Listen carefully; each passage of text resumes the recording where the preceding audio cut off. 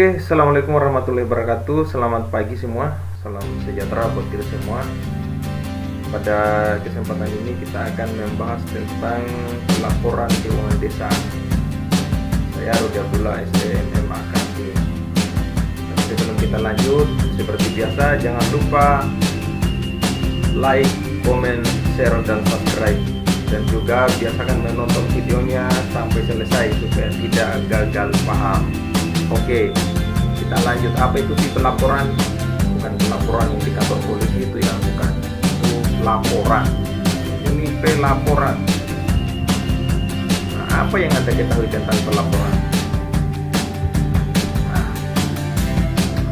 Pelaporan adalah kegiatan yang dilakukan untuk menyampaikan hal-hal yang berhubungan dengan hasil pekerjaan yang telah dilakukan selama satu periode tertentu sebagai bentuk pelaksanaan tanggung jawab atau pertanggungjawaban atas tugas dan wewenang yang diberikan.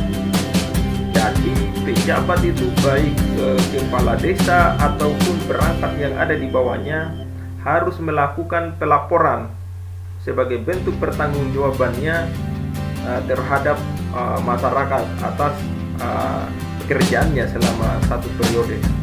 Biasanya kalau kepala desa itu melakukan pelaporannya di kantor desa yang dihadiri semua perangkat desa beserta masyarakat.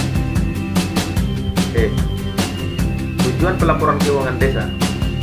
Di sini tujuannya adalah bentuk pertanggungjawaban lembaga atas penggunaan dan pengelolaan sumber daya yang dimiliki dalam satu periode tertentu. Yang kedua, alat evaluasi karena penyediaan informasi posisi keuangan serta menunjukkan kinerja yang telah dilakukan sehingga nantinya akan menjadi bahan pertimbangan dan pengambilan keputusan ekonomi bagi kepala desa sendiri maupun pemangku kepentingan lainnya, pemerintah, DPD, dan tentunya masyarakat desa itu sendiri, bahkan mungkin donatur atau calon investor. Jadi kepala desa itu memang harus melaporkan ya, supaya melaporkan kinerja keuangan desa ya, bukan hanya kinerja keuangan, bisa juga semua yang dilakukan selama kepala desa itu menjabat sebagai kepala desa, sehingga kita bisa melihat apa sih capaian-capaian yang diperoleh oleh kepala desa ini. Atau itu juga dengan adanya informasi keuangan yang disampaikan, kita juga bisa mengevaluasi apakah kepala desa ini selama menjabat sebagai kepala desa itu kinerjanya atau desa itu menjadi lebih baik atau tidak. Oke, saya kira itu dulu ya untuk sementara. Nanti ada penjelasan yang lebih detail di dalam. Kita lanjut. Nah, ini manfaat pelaporan keuangan desa. Mengetahui tingkat efektivitas, efisien, dan kemanfaatan sumber daya ekonomi oleh desa dalam satu tahun anggaran. Nah, ini jadi kita bisa tahu efektivitas, efisien, dan kemanfaatan pengelolaan sumber daya ekonomi. Yang kedua, nilai kekayaan bersih yang dimiliki desa sampai dengan posisi terakhir periode pelaporan akan dapat diketahui secara akurat. Jadi penggunaan dana desa ini harus dipertanggungjawabkan ke masyarakat, ada transparansi dan akuntabilitas. Jadi masyarakat itu harus tahu, tidak boleh disembunyikan dari masyarakat. Masyarakat harus tahu berapa uang yang masuk, berapa posisi keuangan. Memang yang bertanggungjawabkan adalah kepala desa, tapi masyarakat juga tidak boleh pasif dengan keadaan di mana juga kadang sebagian perangkat desa berbicara akuntabilitas dan transparansi ini masih agak jauh. Oke, sebagai alat evaluasi kinerja aparat desa, utamanya kepala desa yang lebih informatif. Nah, ini juga kepala desa itu kita bisa melihat kinerjanya dia dari pelaporan keuangan desa. Sebagai sarana pengendali terhadap kemungkinan terjadinya praktik penyalahgunaan ataupun penyimpangan sumber-sumber ekonomi yang dimiliki desa. Ya, jadi di dalam laporan keuangan desa itu semua sumber-sumber kekayaan desa itu dituangkan di situ. Jangan sampai seperti retribusi pendapatan dari retribusi itu nilainya hanya sedikit, tidak dilaporkan. Selanjutnya, sebagai wujud real implementasi asas transparansi dan akuntabilitas yang diamanatkan peraturan perundang-undangan yang dapat dijadikan modal praktis sebagai bagi entitas lain. Nah, ini tadi yang saya bilang bahwa implementasi dari asas transparansi dan akuntabilitas itu memang harus dilakukan, bukan hanya di pemerintah desa, tapi semua yang berkaitan dengan penggunaan keuangan milik negara itu harus dalam pelaporannya mewujudkan real implementasi dari transparansi dan akuntabilitas. Makanya jangan heran kalau kita berbicara transparansi anggaran desa ini, di beberapa desa yang kita kunjungi yang menjadi tempat kita melakukan seminar desa, ada beberapa desa yang di desa itu laporan keuangannya di print dalam bentuk spanduk yang sangat besar dan dipampang di kantor desa. Itu sebagai bentuk transparansi. Luar biasa memang transparansi dari akuntansi desa, dan akuntabilitas ini berbicara tentang pertanggungjawabannya. Cuma pertanyaannya, apakah semua desa sudah transparansi dan akuntabilitas? Masih jauh, dan sebagian juga sudah ada yang transparansi dan akuntabilitas. Tapi kalau kita berkaca dari berbagai kasus yang terjadi hari ini, masih banyak desa yang hari ini kepala desa ya bermalam di hotel Cordeo atau hari ini menjadi buronan. Kenapa? Karena salah atau penyalahgunaan atau penyimpangan terhadap sumber-sumber ekonomi desa. Yang transparan itu dalam azas implementasi transparansi dan akuntabilitas ini, masjid. Coba kita ke masjid, itu setiap hari diumumkan itu. Hari Jumat, kotak amal, jumlahnya sekian. Ada tidak perusahaan yang mengumumkan terang-terangan seperti itu? Tidak ada. Sebenarnya kalau kita berbicara real implementasi asas transparansi dan akuntabilitas di masjid itu sudah dari dulu sudah dipraktekkan. Ini kita baru adopsi. Tapi oke, kita lanjut, kita lihat dulu ya. Nah, ini adalah bagian mekanisme pelaporan.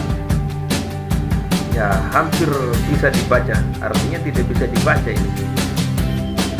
Di sini bendahara desa melakukan penatausahaan dokumen serta sumbernya, membuat rancangan laporan, terus laporan semesteran dan laporan tahunan. Selanjutnya sekretaris desa laporan semesteran dan tahunan, memeriksa laporan semesteran dan tahunan, terus membuat laporan semesteran dan tahunan. Kepala desa melakukan pemeriksaan terhadap laporan semester dan tahunan, membuat laporan pemeriksaan dan tahunan, kemudian memeriksa laporan semester dan tahunan.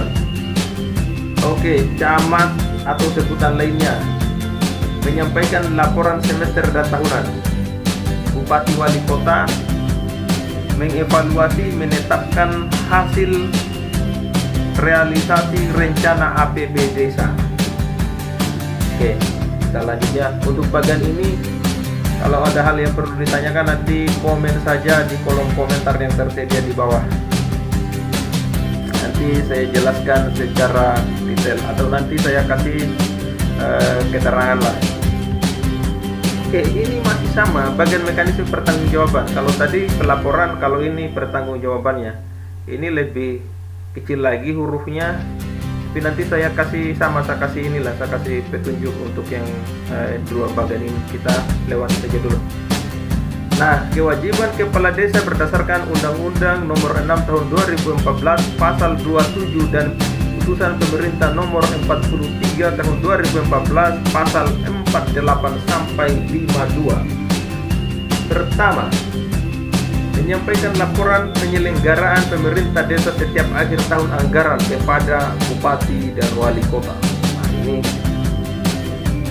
kalau desanya ada di kantor, kalau desanya itu ada di wilayah kabupaten ya di kabupaten ya, Pak Bupati atau Bupati. Kalau desanya itu ada di wali kota atau di kota ya ke wali kota. tetap harus ada pertanggungjawaban setiap tahun. Menyampaikan laporan penyelenggaraan pemerintah desa pada akhir masa jabatan kepada bupati atau wali kota. Nah, ini hampir sama ini. Menyampaikan laporan keterangan penyelenggaraan pemerintah desa secara tertulis kepada Badan Permusyawaratan Desa setiap tahun anggaran. Jadi BPD ini juga menjadi kontrol bagi kegiatan kepala desa, terutama yang berkaitan dengan keuangannya. Jadi BPD itu juga tidak boleh searah dalam artian bekerja sama ya dengan kepala desa, karena dua-duanya itu memiliki fungsi yang berbeda, kepala desa dan BPD. BPD sebagai pelaksana, kepala desa sebagai pelaksana, sedangkan Badan Permusyawaratan Desa ini sebagai pengawas. Jadi kalau pengawas kerjasama dengan pelaksana, selamat tinggal. Oke. Yang pertama, kita laporan penyelenggaraan pemerintah desa setiap akhir tahun anggaran. Di sini disampaikan kepada bupati wali kota melalui camat paling lambat 3 bulan setelah berakhirnya tahun anggaran. Nah, ini 3 bulan. Paling sedikit memuat pertanggungjawaban penyelenggaraan pemerintah desa, pertanggungjawaban pelaksanaan pembangunan, pelaksanaan pembinaan masyarakat, dan pelaksanaan pemberdayaan masyarakat. Jadi keempat item ini harus ada, digunakan sebagai bahan evaluasi bupati untuk dasar pembinaan dan pengawasan. Nah, ini pembinaan dan pengawasan, poin yang ini ada materi khusus ya. Kita lanjut. Laporan penyelenggaraan pemerintah desa pada akhir masa jabatan. Sudah akhir jabatan. Tadi jabatan masih berjalan per tahun. Kalau ini ya sudah akhir masa jabatan. Disampaikan dalam jangka waktu 5 bulan sebelum berakhir masa jabatan. Jadi masih ada 5 bulan kita menjabat jadi kepala desa dan perangkat desa, segeralah melaporkan.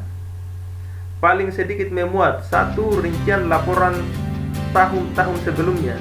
Jadi 4 tahun yang sebelumnya itu harus dilaporkan ya, bukan hanya di akhir tahun. Rencana penyelenggaraan pemerintah desa dalam jangka waktu 5 bulan sisa masa jabatan. Oke. Hasil yang dicapai dan yang belum dicapai. Jadi ada target. Kalau tercapai semua alhamdulillah, tapi kalau belum tercapai ya harus dilaporkan juga. Hal baik yang dianggap perlu perbaikan. Oke. Pelaksanaan atas rencana penyelenggaraan pemerintah desa dilaporkan oleh kepala desa kepada bupati atau wali kota dalam memori serah terima jabatan. Oke, kita lanjut. Ini agak teknis ya.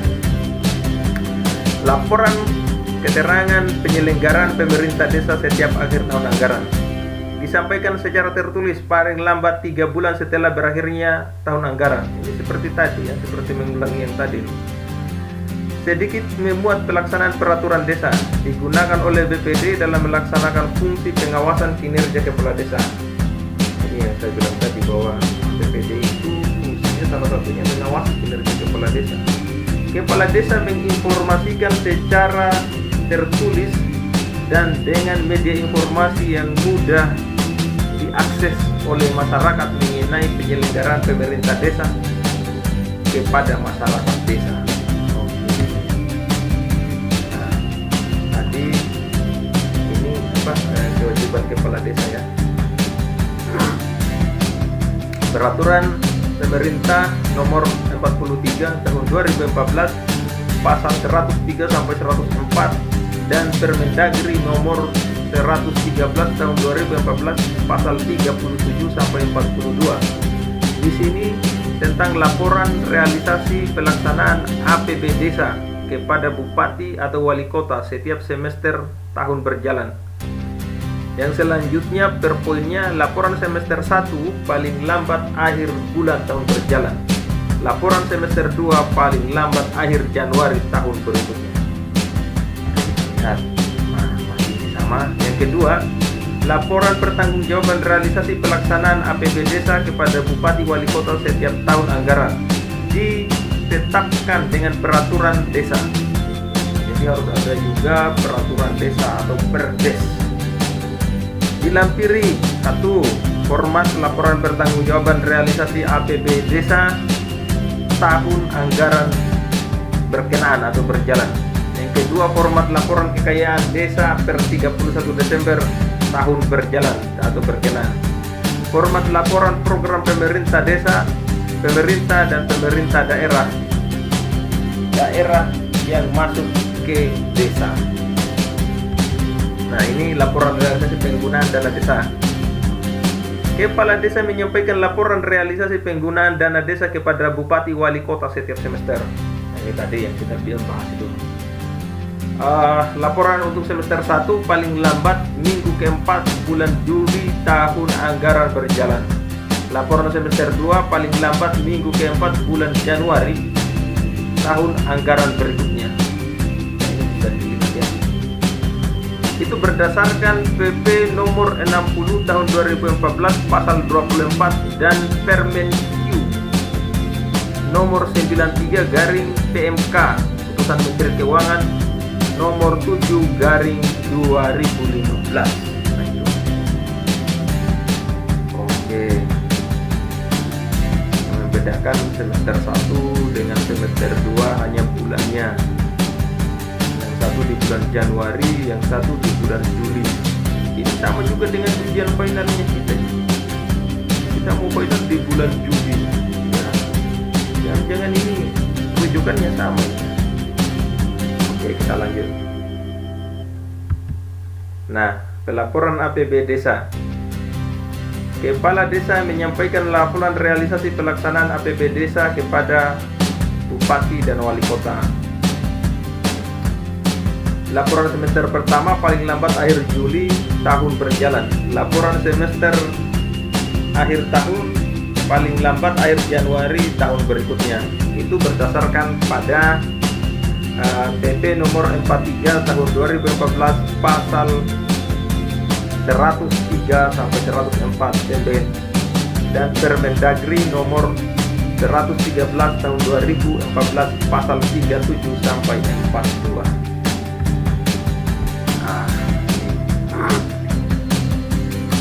Pertanggungjawaban APB Desa. Kepala Desa berdasarkan peraturan desa tentang laporan pertanggungjawaban realisasi pelaksanaan APB Desa terdiri dari pendapatan, belanja, dan pembiayaan. Melaporkan kepada Bupati atau Wali Kota melalui camat atau sebutan lainnya. Disampaikan paling lambat 1 bulan setelah tahun anggaran berkenaan.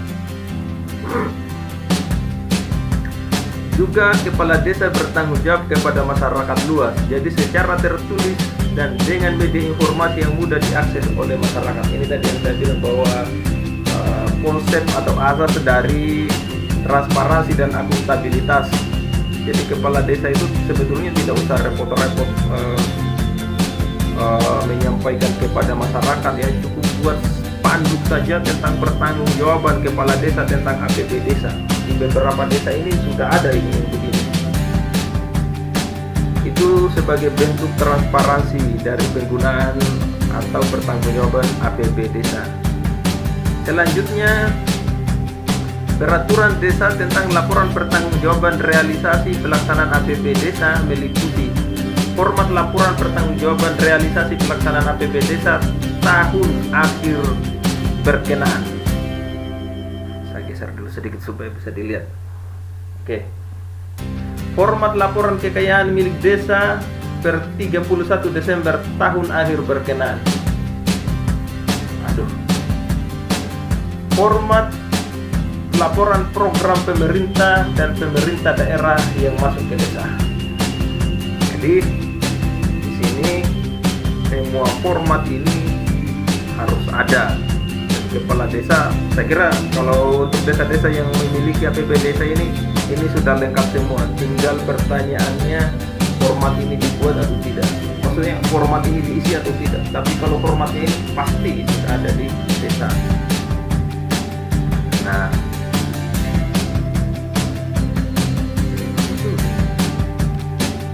lanjut ya. Ini juga sudah. Ini sudah.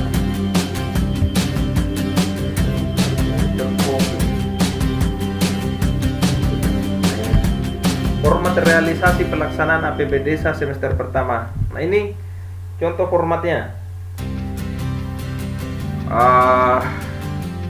Ini sebenarnya hampir sama dengan laporan keuangan yang kita lihat pada mata kuliah pengantar akuntansi 1 dan pengantar akuntansi 2, yang membedakan hanya kolomnya.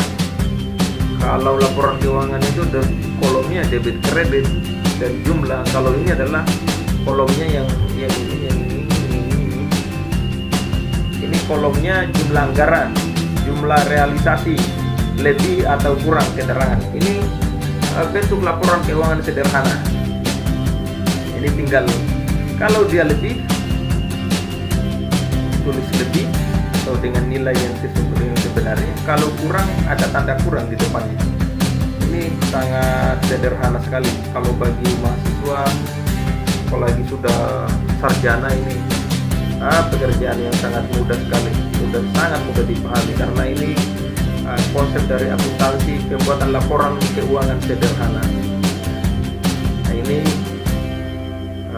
bagian 2-nya ada belanja, pelaksanaan pembangunan desa, bidang pembinaan kemasyarakatan, bidang pemberdayaan masyarakat, bidang tak terduga. Nah, itu di berita desa itu ada bidang tak terduga, sama juga seperti di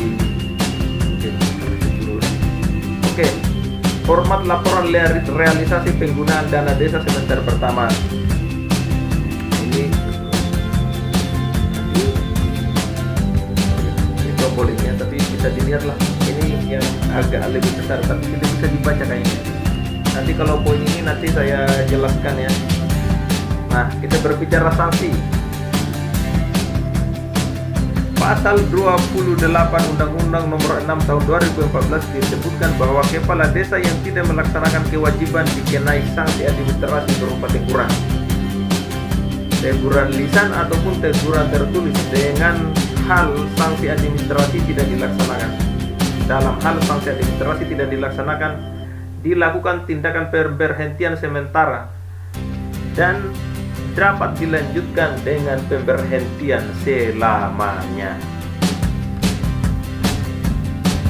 Kalau ini kepala desa pasti lakukan ini. Dan hampir semua kepala desa yang pernah kita kunjungi, terutama pada saat seminar kita diskusi tentang ini, malah di desa itu lebih lengkap datanya daripada di perusahaan. Oke.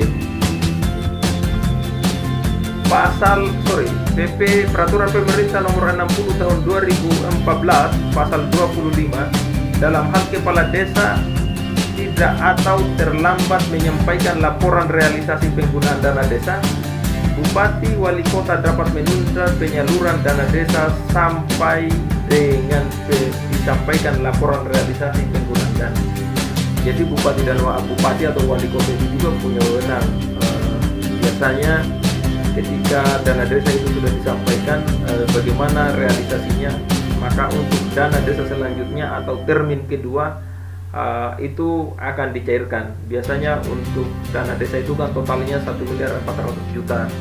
Itu bagi desa-desa yang bagus kinerjanya. Tapi bagi desa-desa yang kurang bagus kinerjanya itu dikurangi. Berapa terminnya itu tergantung dari kebijakan pemerintah daerah.